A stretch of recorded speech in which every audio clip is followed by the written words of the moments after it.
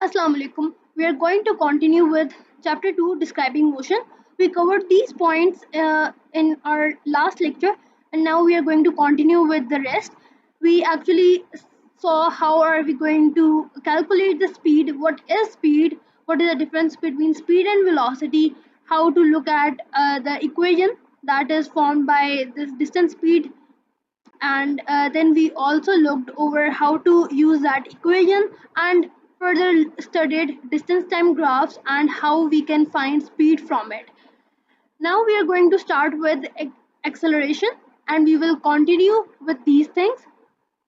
So in the last lecture I also explained this very important term that this actually important point, distance, that will distance time graph that will that's gradient will give us speed, और फिर speed का जो gradient है वो हमें acceleration देता है, पर एक्सेलरेशन जो है वो हमने उसके बारे में ऐसा मेंशन नहीं किया हुआ. ठीक है, हम यहाँ पे स्पीड की जगह एक और चीज़ भी जो चीज़ है वो मेंशन कर सकते हैं. We can say it's velocity as well, and for distance it's displacement as well. Basically वो same terms है पर हम लोग उसको इस तरह से भी refer कर सकते हैं. You can say DVA, that's a better term to explain this thing क्योंकि D से displacement, V से velocity and A से acceleration. Now what we have here is, actually I think this is not readable much, so let's move over this color. So what is acceleration? Distance speed तो हमने देख ली कि distance travelled पर unit time को हम लोग कहते हैं स्पीड. एक्सेलरेशन क्या होती है? Acceleration causes whenever there is an increase in velocity per unit time. Let me tell you about this term first. In velocity per unit time, तो हम इसको इस तरह से कह सकते हैं कि अगर हमारे पास एक बॉल है और वो t at 0 सेकेंड, उसकी जो वेलोसिटी है वो है 10 मीटर्स पर सेकेंड. ठीक है, और at v is equal to 20 metre पर सेकेंड हो गई उसकी speed. I know this is very much bigger but let's for example let's take this. तो वो t 2 सेकेंड हो गई. Now what is happening is कि अब दोबारा से जो वो है वो अब v हमारे पास 40 मीटर पर सेकेंड फॉर एग्जांपल हो गई है और t हमारे पास 4 सेकेंड हो गया. इसका मतलब क्या है कि हमारे पास वेलोसिटी जो है वो इंक्रीज कर गई, वेलोसिटी में चेंज आ गया. जब भी वेलोसिटी में चेंज आएगा ना तो वो हम लोग उसको कहेंगे उसमें एक्सेलरेशन है. पर ये भी तो हो सकता है कि बॉल आगे गया फर्दर t at 6 सेकेंड्स, तो v हमारे पास 60 मीटर पर सेकेंड हो गया. ओ सॉरी, नॉट 60, हम कहते हैं दोबारा से वो हो गया 20 हो गया. ठीक है, लेट्स से इट बिकेम 20. अगर वो 20 हो गया इसका मतलब है कि अब तो यहाँ पर वो डिक्रीज कर गया, क्योंकि यहाँ पर वो डिक्रीज कर गया चेंज. इसको हम एक्सेलरेशन ही कहते हैं, पर हम लोग उसके लिए एक और टर्म यूज करेंगे. हम उसे कहते हैं retardation. That's called retardation because it is slowing down now. ठीक है, so we can say retardation which is also called as negative acceleration. अगर हम लोग किसी चीज को ऑपोजिट करते हैं तो अगर कोई चीज पॉजिटिव होती है उसका ऑपोजिट हमारे पास नेगेटिव हो जाएगा. तो अगर यहाँ पे इंक्रीज हमने पॉजिटिव लिया है तो डिक्रीज होगा वो नेगेटिव हो जाएगा. तो we can say it is the decrease in velocity per unit time. Okay, so retardation को हम लोग एक और टर्म भी जो कहते हैं वो है नेगेटिव एक्सेलरेशन.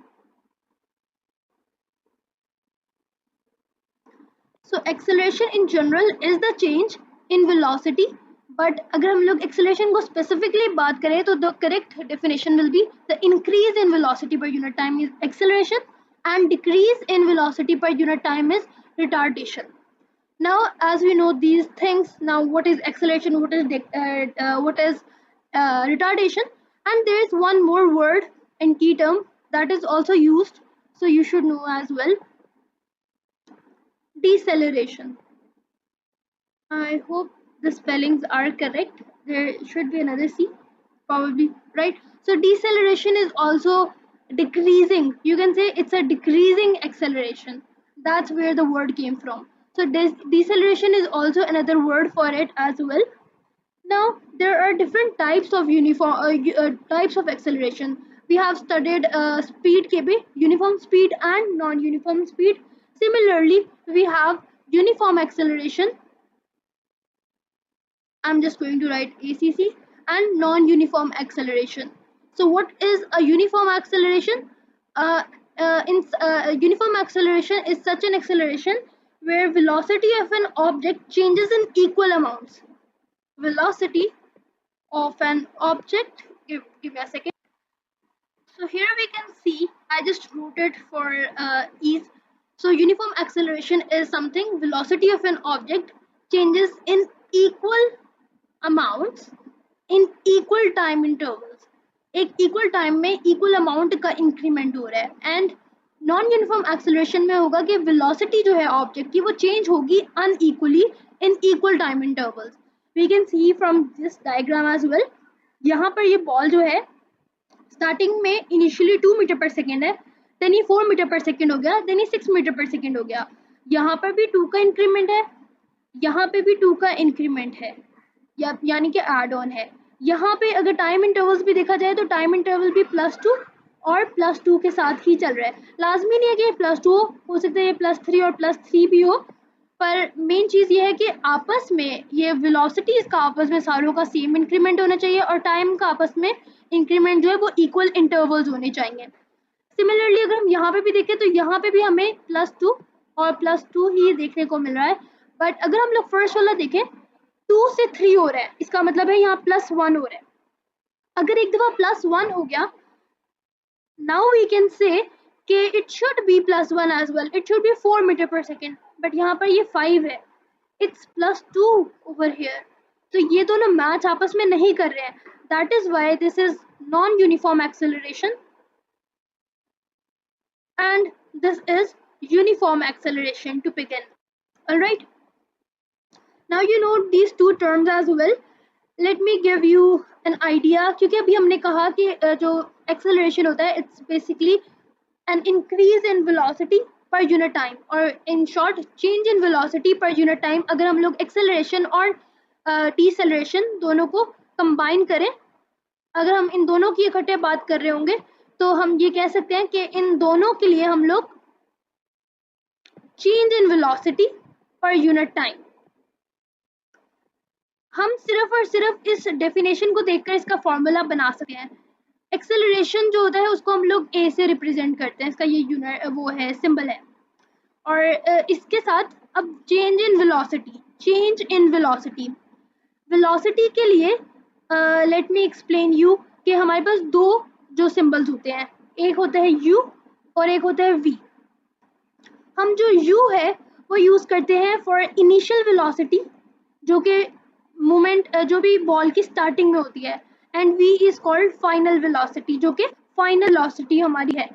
अगर हमने ये वाली डायग्राम देखें, ये जो भी हमने बॉल वाली बनाई है, इसके अंदर ये वाली जो वेलोसिटी है, this is the final velocity, and this velocity जो कि initial velocity at time 0, it's actually u and initial velocity, right? So velocity के लिए हमारे पास ये दो symbols use होते हैं, u and v, initial velocity and final velocity. So change in velocity, हमेशा जो change होगा ना, हम हमेशा क्या करते हैं, final में से initial minus करते हैं. किसी भी किस्म का अगर आपने change निकालना होता है उसके लिए हम करते हैं फाइनल माइनस इनिशियल, यानी कि v माइनस u. तो हम लोग change in velocity per unit time as in, इसका मतलब है इसको डिवाइड करना है. टाइम के लिए हम कौन सा सिंबल यूज करते हैं, t.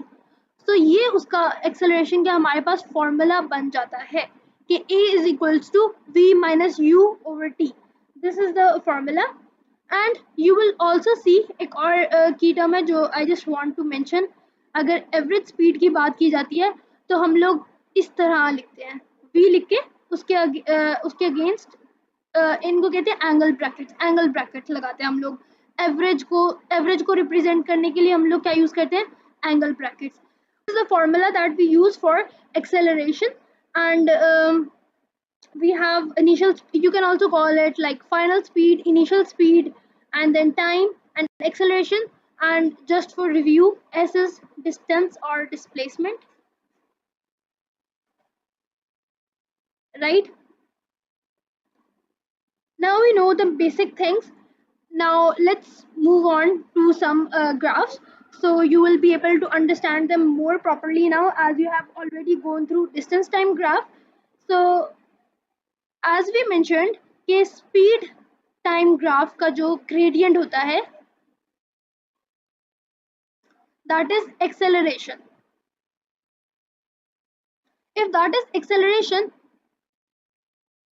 now let's actually look at the graphs.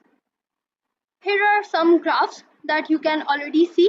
And firstly, अगर हमारे पास ये vt है और हमारे पास v means speed, ये हमारे पास जो नीचे लाइन बनाई हुई है, अगर हमारे पास इस तरह से लाइन ड्रॉ होगी किसी भी ग्राफ के अंदर, इसका क्या मतलब है? इसको ग्राफ में रीड करें तो यहाँ पर 0 होगा, तो हम कह सकते हैं कि यहाँ पर टाइम जो है वो इंक्रीज कर रहा है. ये 1 PM था, ये 2 PM था, ये 3 PM था, ये 4 PM था. टाइम ग्रेजुअली इंक्रीज कर रहा है, पर हमारे पास स्पीड जो है उसमें कोई चेंज नजर नहीं आ रहा. That is why we will say that here the object is at rest. When the object is at rest, अगर ऑब्जेक्ट के अंदर कोई स्पीड नहीं है तो इसका मतलब है क्या उसमें कोई चेंज आएगा? No, there is going to be no change. And therefore we can say कि एक्सेलरेशन भी इसकी 0 होगी, क्योंकि हमारे पास अगर बॉडी मूव ही नहीं कर रही, बॉडी में कोई चेंज ही नहीं है जो कि एक्सेलरेशन के अंदर होना चाहिए, तो that is why we will say कि acceleration is 0 here. Now in this graph we can see कि हमारा जो ऑब्जेक्ट है ये यूनिफॉर्मली इंक्रीज कर रहा है. यहाँ पर अगर 0 थी, ये 10 हो गई, ये 20 हो गई, 30 हो गई, and so on. And here 1 2 3 and so on. So we can say the object, the speed of object is increasing uniformly with constant acceleration. अब हमारे पास acceleration यहाँ पे constant है, क्योंकि वो यूनिफॉर्मली ही मूव कर रही है. जितनी स्पीड बढ़ रही है उतने इक्वल इंटरवल टाइम के साथ हमारा जो टाइम इंटरवल्स है वो भी आगे मूव ऑन कर रहे हैं. That is why it's a uniform acceleration, or we can say constant acceleration. Now moving on to this graph, यहाँ पर हमारे पास स्ट्रेट ग्राफ है, स्ट्रेट लाइन आ रही है. अब हमें रिमेंबर, जब हमने स्पीड टाइम ग्राफ किया था और डिस्टेंस टाइम ग्राफ किया था, उसके अंदर हमने जब इस तरह की लाइन देखी थी तो हमने कहा था object is at rest. Object, जब हमने स्ट्रेट लाइन देखी थी तो हमने कहा था ये ऑब्जेक्ट इज एट रेस्ट. तो इसका क्या मतलब? हमने कहा था स्ट्रेट लाइन है तो ऑब्जेक्ट इज एट रेस्ट, पर वहां पर डिस्टेंस था, इसका मतलब था डिस्टेंस कवर नहीं हो रहा. यहाँ पर इसका मतलब डिस्टेंस कवर होना नहीं है, इसका मतलब है कि स्पीड जो है वो कांस्टेंट है. क्योंकि जब डिस्टेंस कांस्टेंट होगा तो इसका मतलब यही होगा कि हमारा ऑब्जेक्ट मूव ही नहीं करा, एक ही डिस्टेंस पे खड़ा हुआ है तब से. पर अगर स्पीड कांस्टेंट है, इसका मतलब है कि जो गाड़ी जा रही है वो एक कांस्टेंट स्पीड के साथ जा रही है. अगर वो बिल्कुल 0 पर हो गया, जैसे कि इस केस में था, इस ग्राफ में था, तो हम यहाँ इस केस के अंदर कहेंगे कि ये ऑब्जेक्ट रेस्ट पर है. पर इस केस के अंदर हम लोग ये नहीं कहेंगे कि ऑब्जेक्ट रेस्ट पर है, हम कहेंगे स्पीड उसकी कांस्टेंट है. क्योंकि इसकी स्पीड कांस्टेंट है तो एक्सेलरेशन क्या होगी? क्या एक्सेलरेशन हम लोग बता सकते हैं? We can definitely tell this. किस तरह से? हमने कहा कि जो एक्सेलरेशन है वो स्पीड टाइम ग्राफ का रिलेटेड लोड प्लीज या उसका ग्रेडियंट है, क्योंकि स्पीड टाइम ग्राफ का ग्रेडियंट एक्सेलरेशन है. और हमने पढ़ा था कि जो हॉरिजॉन्टल लाइंस होती हैं उनका जो ग्रेडियंट होता है वो हमेशा 0 होता है. दैट इज वाई इसका ग्रेडियंट जो है, यानी कि एक्सेलरेशन जो चल रही है वो 0 है. स्पीड कांस्टेंट यानी no change, no change means 0 acceleration. And for this graph where the velocity is decreasing gradually, तो हम क्या कहेंगे कि speed of object is decreasing uniformly, क्योंकि यहाँ पे भी यूनिफॉर्म कर रहा है, with constant acceleration, no, with constant retardation. That's what you need to remember. क्योंकि अभी हमने यहाँ पर देखा इस वाले ग्राफ में जब ऊपर जा रहा है इक्वल इंटरवल्स में इंक्रीज कर रही है स्पीड, इंक्रीज कर रही है तो एक्सेलरेशन है, पर जब डिक्रीज कर रही है तो रिटार्डेशन हो रही है। ठीक है, now let's look at another graph. Let me make it one. Let's say हमारे पास एक ग्राफ है like this. So this is the point A, this is the point B, and this is the point C. Now we can say from point A to point B, हमारे पास speed जो है वो constant है, speed constant है, speed हमारी constant है with how acceleration, जब speed constant है तो with acceleration is going to be 0। हमने ये वाला बिल्कुल ये वाला ग्राफ है जो भी हमने ऊपर देखा है, this one, this is the graph we are talking about abhi। And then from B to C what happens is this one, ये जो हमारी स्पीड है वो डिक्रीज कर रही है यूनिफॉर्मली, स्पीड डिक्रीजेस यूनिफॉर्मली, और हमारे पास कांस्टेंट रिटार्डेशन हो रही है या कांस्टेंट डिसेलरेशन हो रही है या कांस्टेंट नेगेटिव एक्सेलरेशन हो रही है। Retardation is the nicest word to use. Now we have another graph over here। यहाँ पर क्या हो रहा है कि मैं अगर इस तरह से ग्राफ बना दूँ A, B and C, ये टाइम है, ये वेलोसिटी है। A से B में स्पीड जो है हमारी क्या हो रही है, डिक्रीज कर रही है, यूनिफॉर्मली डिक्रीज कर रही है और कांस्टेंट रिटार्डेशन है। You need to get used to these terms and get quick with them as well to judge के क्या हो रहा है। अब B से C में क्या हो रहा है, स्पीड इंक्रीज कर रही है यूनिफॉर्मली, और फिर इसका क्या मतलब हो कि कांस्टेंट एक्सेलरेशन है, यहाँ पर हमारे पास constant acceleration.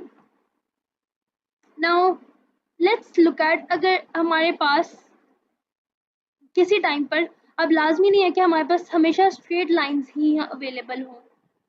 I don't know ये मेरा ग्राफ इतना स्ट्रेट लाइन क्यों नहीं बन रही। If we have these graphs, so now we can see कि हमेशा हमारे पास constant lines नहीं होंगी, straight lines नहीं होंगी। At times we will have curved lines as well, just like we did in distance time graphs। हमने एक tangent बनाया था। अगेन टेंजेंट क्या होता है, टेंजेंट होता है कि जहाँ पे कर्व एक पॉइंट पे टच कर रहा होता है। अब हम लोग टेंजेंट अगर ड्रॉ करते हैं तो वी कैन सी कि स्टार्टिंग में ऐसे टेंजेंट, फिर टेंजेंट इस तरह, फिर टेंजेंट इस तरह है एंड इवेंचुअली टेंजेंट इस तरह है। सो हमने कहा था कि जो बिल्कुल स्टार्टिंग में तो इस तरह से है, तो यहाँ पर मैक्सिमम टेंजेंट है या मैक्सिमम ग्रेडियंट है क्योंकि हमारे पास स्ट्रेट लाइन है। यहाँ पर जीरो ग्रेडियंट है क्योंकि हमारे पास हॉरिजॉन्टल लाइन है। तो वी कैन से कि एक्सेलरेशन, क्योंकि इसका ग्रेडियंट को हम एम भी कहते हैं, और या इस केस में क्योंकि ये वेलोसिटी टाइम ग्राफ है, यहाँ पर हमारे पास एक्सेलरेशन है, तो एक्सेलरेशन जो है it will decrease gradually and because the rate of change of speed is decreasing with time, तो हम कहेंगे जो एक्सेलरेशन है वो डिक्रीज करी है ग्रेजुअली। इस केस में हमारे पास इनिशियली जीरो है, फिर ये बढ़ रहा है, फिर ये स्टीपनेस मजीद बढ़ी एंड फाइनली स्टीपनेस स्ट्रेट हो गई। तो यहाँ पर मैक्सिमम था, यहाँ पे जीरो था, तो क्योंकि ग्रेडियंट इंक्रीज कर रहा है तो हम कहेंगे acceleration is increasing gradually because rate of change of speed is increasing with time. So this is basically what we are trying to convey over here. Let's look at one last graph for the time being. Let's say our graph looks like this and it is something like this. So you will see this is A, B, C। इस graph को अगर हम लोग सिर्फ और सिर्फ acceleration के point of view से देखें तो हम देख सकते हैं A से B जो है यहाँ पर हमारे पास एक्सेलरेशन जो है वो यूनिफॉर्म होगी। फिर हमारे पास B से C के अंदर हमारे पास एक्सेलरेशन, क्योंकि यहाँ पे स्ट्रेट लाइन है, हॉरिजॉन्टल है, ऑल्दो ये थोड़ी सी टिल्टेड लग रही है क्योंकि मेरा ओवरऑल ग्राफ ही टिल्टेड है, तो एक्सेलरेशन इस पॉइंट में हमारे पास जीरो होगी। और फिर जो C से D है यहाँ पर हमारे पास रिटार्डेशन यूनिफॉर्म है, ठीक है। तो इस तरह से हम लोग इस तरह के ग्राफ्स को रीड कर रहे होंगे। Now let's look at something else as well. अब फॉर एग्जांपल हमारे पास हमने ये चीज़ तो देख ली कि हमने किस तरह से स्पीड टाइम ग्राफ में से एक्सेलरेशन निकालनी है। Let's go with that again, जो हमने पहले कल लिखा था, this one, this was related load, yes. So this is the distance, this is the speed, this is the acceleration. हमने distance time graph बना लिए और उससे हमने speed calculate कर ली. That was done, this part was done. आज हमने speed time graph को देखा और फिर हमने acceleration उसके थ्रू बनाई, जो कि वो भी बन गया। हमने ये सब कुछ देख लिया। अब एक्सेलरेशन से स्पीड पे कैसे जाना है और स्पीड से डिस्टेंस पे कैसे जाना है। सबसे पहले जो हमारे सिलेबस के अंदर है ना, वो हमसे एक्सेलरेशन इनटू स्पीड से स्पीड नहीं पूछता, पर वो स्पीड से डिस्टेंस पूछता है। और स्पीड से डिस्टेंस जिस तरह से जाते हैं उसका सेम मेथड वही है जो एक्सेलरेशन से स्पीड पे जाने का है। पर हम लोग स्पीड से डिस्टेंस वाले जो ग्राफ है हम उसको देखते हैं। अगर हमारे पास कोई ग्राफ है, there are multiple graphs like this VT, और हमने स्पीड टाइम के डिफरेंट ग्राफ्स बना दिए। अब इसके अंदर हमने डिस्टेंस कैलकुलेट करना है। ग्रेडियंट निकालना तो इजी है। ग्रेडियंट हमने अगर इसका निकालना होगा तो हम क्या करेंगे, let's find gradient as well as distance of these graphs. हम कहते हैं ये हमारे पास 10 है, ये हमारे पास 0 है और ये हमारे पास यहाँ पर 5 है। अगर हम लोग इसका ग्रेडियंट निकालेंगे तो हम पहले स्टार्टिंग में कहेंगे एक्सेलरेशन इज 0 टिल A से B तक 0 है, और फिर B से C के बाद हमारे पास वो रिटार्डेशन हो रही है, ठीक है, यूनिफॉर्म रिटार्डेशन हो रही है। ये तो हमने एक्सेलरेशन के लिए देख लिया। अब उसका जब डिस्टेंस निकालते हैं ना, हम जल्दी से इसको भी लिख लेते हैं। यहाँ पे भी रिटार्डेशन यूनिफॉर्म हो रही है, यूनिफॉर्म रिटार्डेशन हो रही है, सॉरी। और यहाँ पर पहले एक्सेलरेशन 0 है और बाद में एकदम स्पाइक के साथ भी वो ख़त्म ही हो गई है, ठीक है। अब हमारे पास अगर हम लोग डिस्टेंस की बात करते हैं, let me change the colour to let's say green, let's go for green, ठीक है। तो अब हमारे पास, अब हमने डिस्टेंस निकालना है। डिस्टेंस निकालने के लिए हम लोग एरिया अंडर ग्राफ लेते हैं कि जितना भी एरिया है अंडर अ ग्राफ, इसको हम लोग इससे हम लोग हमारा डिस्टेंस निकल आएगा। So distance is what? Area under the graph. And how are we going to find the area under graph? Simply अगर सोचते थे एरिया, अगर मैं आपको ये एक शेप दे दूं, इस तरह की शेप है, जो ये ऐसी शेप नजर आती है, इसका मैं एरिया निकालूं तो इट्स वेरी सिंपल। ये क्या, कौन सी शेप है? इनिशियली अगर हम देखा जाए तो हम कहेंगे कि ये ट्रेपीजियम है, क्योंकि ट्रेपीजियम में यही होता है ना कि हमारे पास दो पैरेलल लाइंस होनी चाहिए और बाकी एक क्वाड्रिलेटरल होना चाहिए, and it fulfills that. So it's a trapezium, and we know the formula for trapezium is that half into sum of parallel sides into height. So this is the formula, but you can also do this. For example, you are not very comfortable with this formula, you can draw a line, a better line if it works. Okay, line like this. So now we have two parts. You can एक और तरीके से भी area निकाला जा सकता है। You are going to add an rectangle का एरिया plus triangle का area, and you will get the total area will be your distance. And similarly इसके अंदर अगर हम लोगों ने निकालना होगा तो सिंपली हम लोग ट्रायंगल का जो फॉर्मूला है वो हम लिख देंगे half into base into height.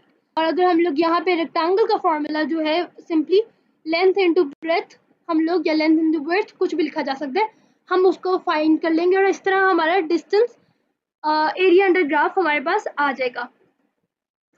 Okay, there is just one more terminology which you should be aware of, कि that it's just these are actually not terminologies, these are just some good points that you should know before working with the formula A is equal to V minus U over T. This formula again is how to calculate acceleration, that is change over time, change over per unit time. So if a body, for example an object, or you can say a body, starts from rest, अगर वो rest से शुरू होगी ना, these are just some good points you should remember while solving past papers. These are really helpful. Then initial speed यानी कि जो हमारा u है वो 0 होगा. अगर बॉडी रेस्ट से स्टार्ट हो रही है तो जाहिर सी बात है कि कोई स्पीड नहीं है उसकी, स्टार्टिंग में इनिशियली कोई स्पीड नहीं है. अगर कोई इनिशियली स्पीड नहीं है तो 0 होगी इनिशियल स्पीड हमारी. एंड इफ बॉडी,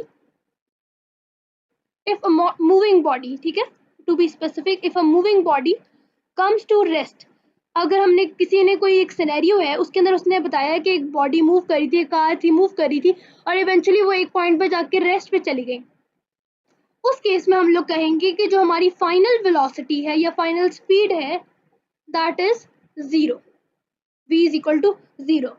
एंड अगर कहीं पे भी कोई क्वेश्चन हो जिसमें कहा जाए if a body is thrown upwards, or you can say a ball is thrown upwards at its highest point, in that scenario you will say the final speed is going to be 0. जो आपकी initial जब आप throw करोगे ऐसे अपने ball throw किया जिसका highest point में जो हमारे पास v होगा ना वो 0 आ जाएगा, क्योंकि मोमेंटेरली वहां पर एक पॉज आता है जिसकी वजह से हमारी जो फाइनल स्पीड होती है ना वो 0 हो जाती है. फिर जब वो नीचे गिर जाएगी दैट्स अनदर केस. पर अगर आपने नीचे से बॉल ऊपर फेंकी है ना तो जब जैसे ही वो टॉप पॉइंट पे पहुंचेगी हमारी जो वेलोसिटी है वो या स्पीड है वो 0 हो जाएगी उस पॉइंट की. And if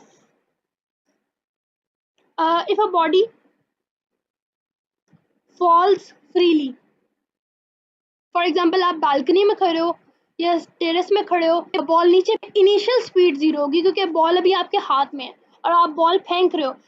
this is the very important thing in this कि आप यहाँ पर जो बॉडी है वो फ्रीली फेंक रही है, falls freely, it is not throwing. अगर आपके होते ना थ्रो कर रहे हो, अगर आप प्रेशर डाल रहे हो तो वो अलग चीज़ है, उसमें इनिशियल स्पीड होगी. But if you are letting it just go तो स्टार्टिंग में जो आपकी इनिशियल स्पीड है that is going to be 0.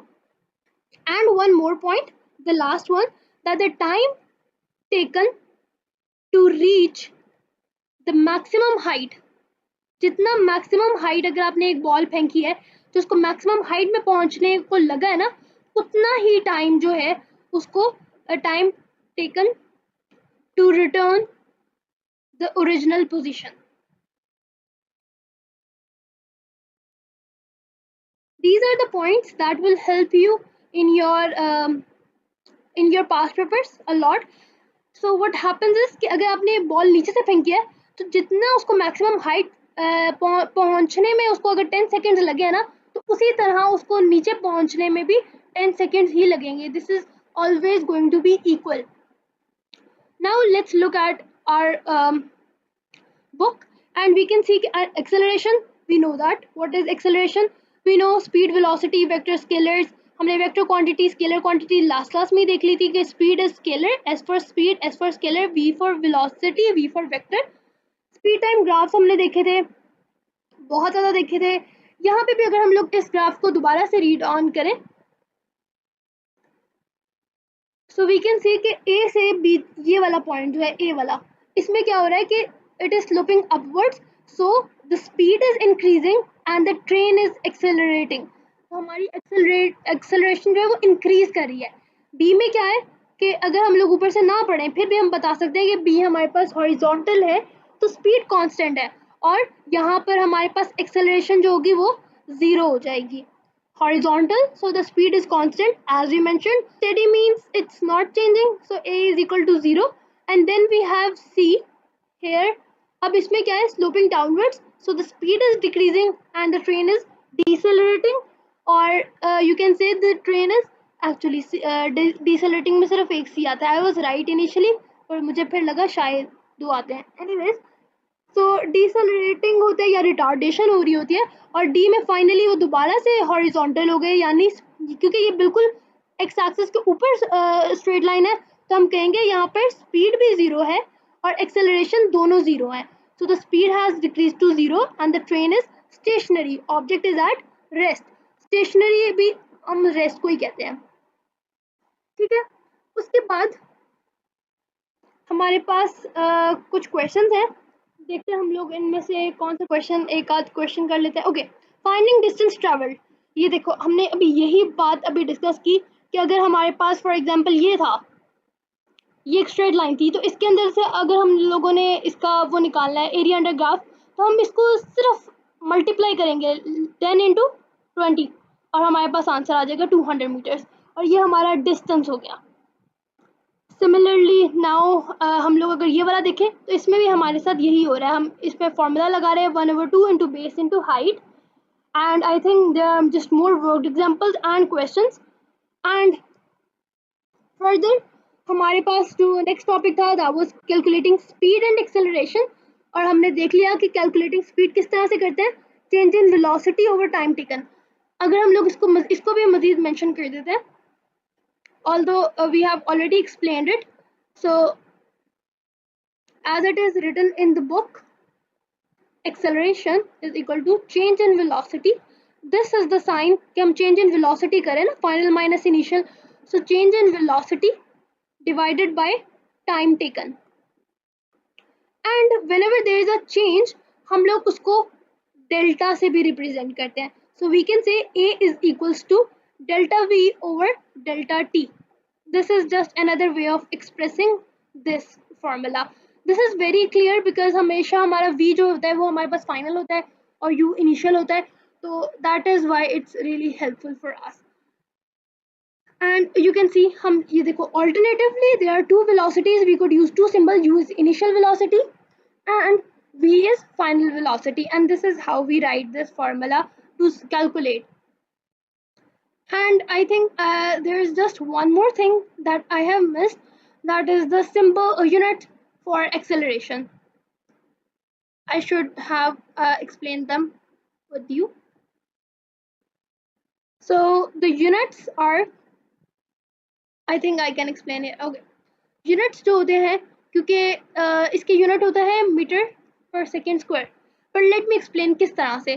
Change in velocity, velocity का हमारे पास क्या होता है, मीटर पर सेकेंड, और टाइम का क्या होता है, सेकेंड. तो अगर हम लोग इसको दोबारा से रिफ्रेज करें तो हम कह सकते हैं कि ये ms-1 है और ये s है. क्योंकि अगर हम लोग s को, ये -1 है तो हम s को नीचे भेज सकते हैं, तो s into s it will be ms square. So we can say m divided by s square or ms-2 like this. So these are the two ways to represent the symbols, the units of acceleration, right? I hope this is clear. And lastly, let's do one question. I just saw a really good question over here, question number 14. We're going to sketch these motion graphs, and this will really help you to see how everything is going on. We are also going to do the B part of this as well. So copy table 2.3 and sketch the motion graph for each motion asked. Let's just make over here. So what is happening is कि motion of body initially वो rest पर है. अब वो distance time graph के ऊपर हम लोग क्या बना रहे होंगे, अगर हम उसका distance time graph बनाते हैं, अगर वो रेस्ट पर है तो it is going to be this s over t. ठीक है, अब वो रेस्ट पर है तो हमने कहा था हॉरिजॉन्टल लाइन होगी, क्योंकि यहाँ पर ये डिस्टेंस है और ये चेंज नहीं हो रहा, डिस्टेंस सेम है, हॉरिजॉन्टल है, तो ऑब्जेक्ट रेस्ट पर है, 0 उसकी स्पीड है. और अगर हमने रेस्ट पे स्पीड टाइम ग्राफ दिखाना होगा तो हम उसको इस तरह से दिखाएंगे कि उसको डबल कर देंगे, मतलब लास्ट लाइन हमारी होगी बिल्कुल यहाँ जब 0 होगी ना, स्पीड जब 0 होगी, give me a second.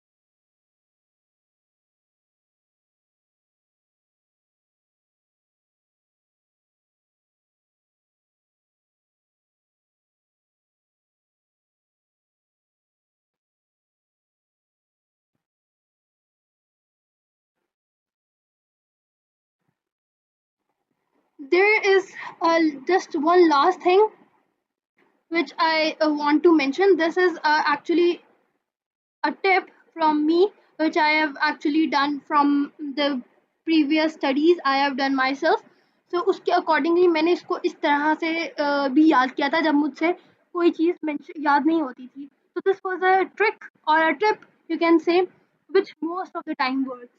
So what exactly is कि कभी भी अगर आपके पास ग्राफ की शेप इस तरह से हो, इनिशियल ग्राफ की यानी डिस्टेंस टाइम की या स्पीड टाइम की, तो अगर वो आपसे अगर आपके पास डिस्टेंस टाइम ऐसा है, ये डिस्टेंस टाइम ग्राफ बना हुआ है, तो अगर आपने स्पीड टाइम, अगर वो आपसे कहें स्पीड टाइम के आप बनाए, तो आपको पता है ये उसका ग्रेडियंट है. सो यू कैन से कि इस तरह के लाइन का जो ग्रेडियंट होगा that is going to look like this. यानी कि अगर कोई ग्राफ ऐसा है विच लुक्स लाइक दिस, तो उसका जो अगर ये डिस्टेंस का ये अगर ग्राफ है और वो कहते हैं कि अगर ये आपका पास डिस्टेंस टाइम ग्राफ है, आप स्पीड टाइम ग्राफ ड्रॉ करें, तो you definitely going to draw like this. अगर वो नीचे बेस से स्टार्ट करेंगे, यानी अगर वो ऐसे स्टार्ट करते हैं, तो your answer will be start from the zero. Initial आपका पॉइंट वही होना चाहिए जो इनका पॉइंट होगा. ठीक है, ये हम लोग डिस्टेंस और स्पीड की बात करें. फॉर एग्जांपल वो ये देते हैं और उसके बाद कहते हैं कि अच्छा चलो ये आपको स्पीड दिया या आपको ये डिस्टेंस दिया, अब आप एक्सेलरेशन निकाल के दिखाओ, एक्सेलरेशन का ग्राफ बनाओ. तो इस तरह का अगर ग्राफ कहीं पे भी आपको मिले, तो उसका हमेशा आंसर एक स्ट्रेट लाइन होगी, कांस्टेंट होगी, बट नॉट जीरो. ये नॉट जीरो है. ठीक है, so you will make a line like this. And for example उसके बाद भी या फिर हम कह सकते हैं कि अगर वो आपको स्पीड टाइम का ग्राफ दे देते हैं like this and then they ask for acceleration, this is always going to be from the zero. So अगर कोई स्ट्रेट लाइन है, कांस्टेंट हॉरिजॉन्टल लाइन, तो उसका जो नेक्स्ट अगर वो ग्रेडियंट मांगेंगे तो वो हमेशा जीरो वाला होगा. दिस इज समथिंग जो कि बहुत इंपॉर्टेंट है. इस तरह का कुछ बना हुआ है, ठीक है, ये इस तरह से इसकी शेप है, समथिंग लाइक दिस. मैं जिस सिर्फ इसलिए बता रही हूँ ताकि यू हैव एन आइडिया कि how it is actually looking. So if it looks like this, तो इसका जो नेक्स्ट होगा it's going to be like this. यानी कि अगर आपके पास, let this be aside, okay, अगर आपके पास ये डिस्टेंस है और ये डिस्टेंस टाइम ग्राफ है और आपके पास ग्राफ ऐसा बना हुआ है और वो अब आपको कहते हैं स्पीड टाइम ग्राफ बनाओ based on this, so you are going to make it like this. ठीक है, इस तरह से ये बनेगा. और इसका भी अगर आपने फर्दर बनाना होगा तो वो भी कांस्टेंट बन रहा होगा, नॉट जीरो होगा इसका ग्रेडियंट, और फिर इसका जो ग्रेडियंट होगा फाइनली वो जीरो होगा. अब हम लोग इसको ज़रा अप्लाई भी करके देख लेते हैं एक दफ़ा. If you have a graph like this, for example ये डिस्टेंस टाइम ग्राफ है and it looks like this. ठीक है, एंड यू कैन से कि यहाँ पर ये ए है, ये बी है और ये सी पॉइंट है. इस पॉइंट के मुताबिक अगर वो आपको कहें कि अब आपने बनाना है स्पीड टाइम ग्राफ, मैंने यहाँ पे डिस्टेंस लिख दिया, चलो हम लोग यहाँ पे स्पीड लिख देते हैं, ऑल्दो द सिंबल्स मैंने पहले इनिशियली गलत लिखे थे. ठीक है, तो अगर हम लोग इस तरह से लिख देते हैं और वो अब इनका कहते हैं कि आप इसका ग्रेडियंट बनाओ, यानी उन्होंने क्वेश्चन ये दिया है कि आपके पास ये डिस्टेंस टाइम ग्राफ है, अब आपने इसको स्पीड टाइम ग्राफ पे इम्प्लीमेंट करना है. तो इसको इम्प्लीमेंट करने के लिए आप क्या देखोगे कि इतना सा पोर्शन जो है, ये वाला पोर्शन ए से बी तक का, यहाँ पर क्या है, पॉजिटिव डिक्रीज हो रहा है. यानी ग्रेडियंट जो है वो यहाँ पे देखो ना, यहाँ पे मिनिमम है, यहाँ पे ग्रेडियंट मैक्सिमम है. ग्रेडियंट की बात करें यानी स्पीड की बात करें, तो स्पीड हमारी पहले मैक्सिमम होगी, फिर दोबारा जाके मैक्सिमम होगी, और यहाँ पर जाकर एक पॉइंट पे उसने जीरो भी होना है. और यहाँ पर हम लोग कह सकते हैं नेगेटिव इंक्रीज हो रहा है और पॉजिटिव डिक्रीज हो रहा है. इस टर्म्स को अगर हम लोग दोबारा से देखें, ये जो ए से बी वाला पार्ट है वो ये वाला पार्ट हो रहा है फर्स्ट, तो इसका मतलब है हमारी लाइन इस तरह से कुछ ड्रॉ होगी. तो हमारी लाइन जो है वो इस तरह से कुछ ड्रॉ होगी. हमने लाइन तो ड्रॉ कर ली, इसका मतलब है हमने इतना पार्ट जो है कि यहाँ ए से लेकर बी तक का ये हमने ड्रॉ कर लिया. नाउ व्हाट, अब हमारे पास जो दूसरा है वो इस तरह से है, अब ये नेगेटिव में जा रहा है, क्योंकि ये नेगेटिव इंक्रीज जा रहा है तो इसका मतलब है ये भी इसी तरह से कंटिन्यू कर रहा होगा, पर अब ये मैक्सिमम पॉइंट पे चला जाएगा। अब यहाँ पर you can also say this is minus a या फिर सी, क्योंकि वो ऑपोजिट लाइन में जाकर वहीं पे जाके जहाँ पे अगर यहाँ पे 10th वैल्यू थी तो यहाँ पे उसकी -10 वैल्यू हो जाएगी, क्योंकि यहाँ पे भी वो मैक्सिमम पॉइंट पर ही रहेगा पर नेगेटिव साइड पे। ठीक है, सिमिलरली अब हम लोग अगर एक और देखें, इफ आई से your graph looks like something like this,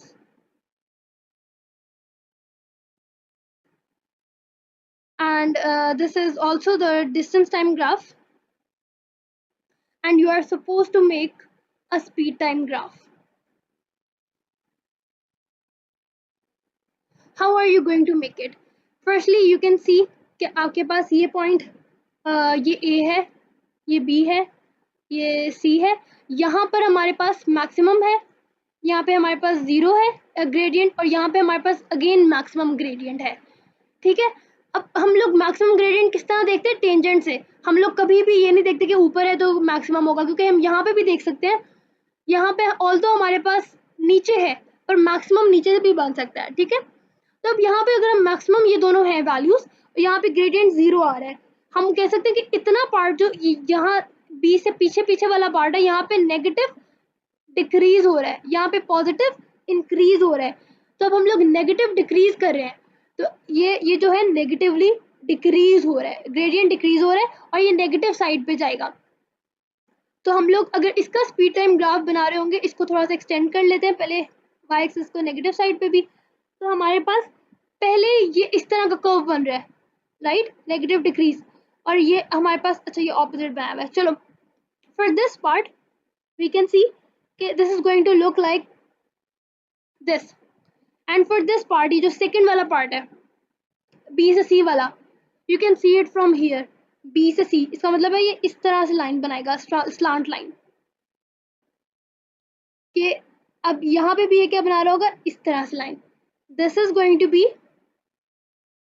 A b and c, और यू कैन ऑल्सो से कि it is positive of a, अगर ये ए है तो इसका ऑपोजिट ऑफ ए, अगर यहाँ पर ये -10 था तो this is going to be 10। So this is how these graphs are made, and this is how you can derive how to further convert them into these shapes. और you can also see कि हमारे पास अगर इस तरह का भी होगा तब भी यही बन रहा है, और अगर हमारे पास इस तरह का होगा तब भी उसकी शेप इसी तरह बनेगी।